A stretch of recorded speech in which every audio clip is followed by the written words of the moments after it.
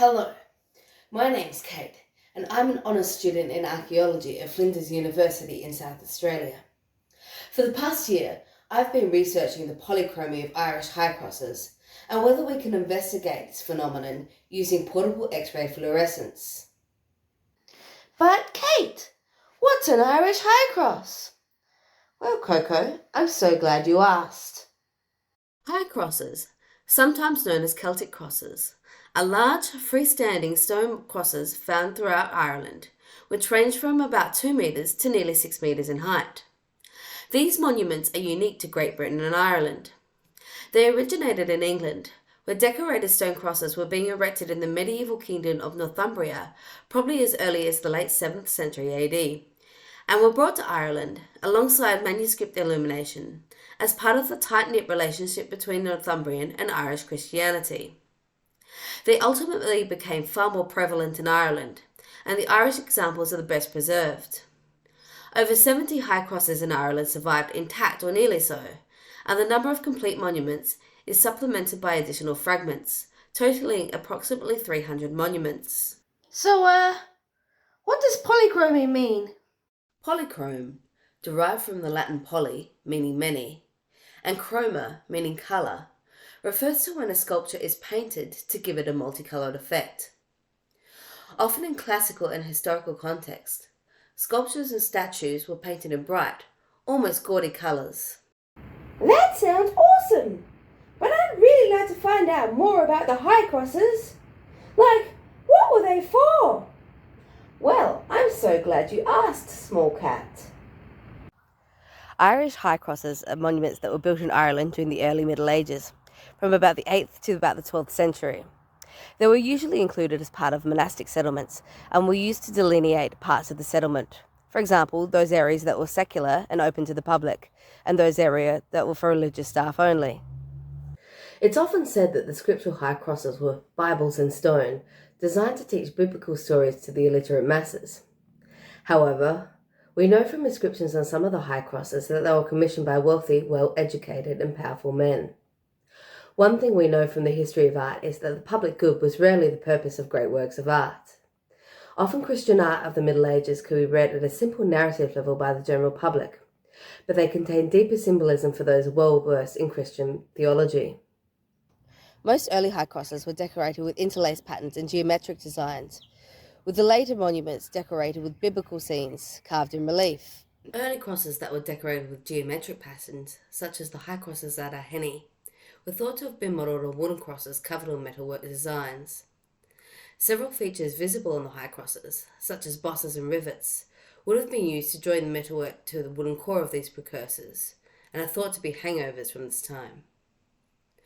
Although metalwork doesn't usually lend itself to polychrome effects, early medieval Irish metalwork comparable to the high crosses shows a consistent preference for being as colourful as possible, using inlaid precious gems and stones. Unfortunately, no traces of paint survive today on Irish high crosses. So how can we tell that they were originally polychrome? Well, one way would be to compare them to other statues that have traces of paint surviving, such as those in Britain. Sculptures from religious contexts, such as those from the churches at Deerhurst in Gloucestershire, Lichfield Cathedral and at Bredon on the Hill, have visible traces of paint remaining. These allow us to see not only the fact of early medieval sculptural polychromy, but chemical analysis of these paint traces allows us to build a palette of colours that may have been used on Irish high crosses that may still be chemically detectable.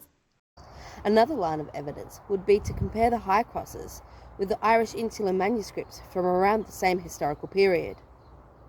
Insular manuscripts, the most famous of which is the Book of Kells, have long been admired for their extravagant use of colour. These manuscripts share many stylistic parallels with the high crosses, but for the comparison to be complete, the high crosses would have had to have shared the manuscript's elaborate colour scheme. I get it!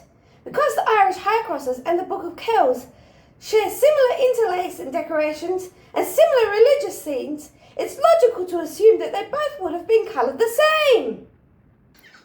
It's not just the Irish knotwork and interlace that's the same between the Irish high crosses and the Book of Kells. All the subjects of their religious scenes. The style of the figures themselves is the same. In what's known as the Kel's profile, the faces of the figures are rounded and flattened, whilst their bodies are simplified into spiral and geometric patterns. In addition, both the Irish high crosses and the Book of Kells feature witty digressions to act as foils to the religious imagery, including scenes of men pulling each other's beards, human-headed sea serpents and playful cats. Finally, there are carved scenes on some of the Irish high crosses that just wouldn't have made sense unless they were painted. The high cross at Moon is made out of granite, a tough stone to carve fine details into. As a result, the figures on the Moon high cross are little more than block outlines, onto which figures must have originally been painted. We can see this in the scene of the flight into Egypt. Stylistically, it's comparable to this scene as depicted on the fresco Münster in Switzerland. However, at Moon, the body of the baby Jesus isn't delineated from the body of Mary. In order for the scene to make sense artistically, the baby Jesus' body must have originally been painted on. So how can we find out whether the Irish high crosses were in fact polychrome? Well, one way would be to use portable X-ray fluorescence. But what is it and how does it work? This is Noodle. Noodle has no formal scientific education, so I'm going to see if I can explain this in terms that even he can understand. Imagine that this hula hoop is the inner electron shell of an atom, and these juggling balls are the electrons circling in that electron shell. Now when these are bombarded with X-rays, hey! An electron is displaced, which is replaced by an outer shell electron. Thanks! When this happens, energy is released. Because each element has a different amount of electrons and electron shells, the energy release is characteristic of different elements. PXRF isn't without its problems though, little Noodle. Because it can only determine elements rather than compounds, sometimes it can be tricky to determine which element belongs to which pigment. For example, lead was commonly used for white pigments in the Middle Ages. However, it was also used in the recipes for yellow and red pigments. To overcome this, PXRF is commonly employed alongside a technique called a Raman spectroscopy, which involves firing lasers at the pigment and measuring the light that bounces back to determine the whole compound composition. Isn't that cool? So why is it important that we find out whether the Irish high crosses were in fact polychrome? Finding out about the original polychromy of the Irish high crosses is important from an archaeological standpoint, as it allows us to reconstruct the original colour scheme. This is important from a heritage management as well as a tourism point of view, as it allows people to experience the high crosses as they were originally intended to be experienced. From a tourism point of view, it allows the general public to become more engaged in the monument by providing reconstructions, whether that be in the form of replica or digital reconstructions.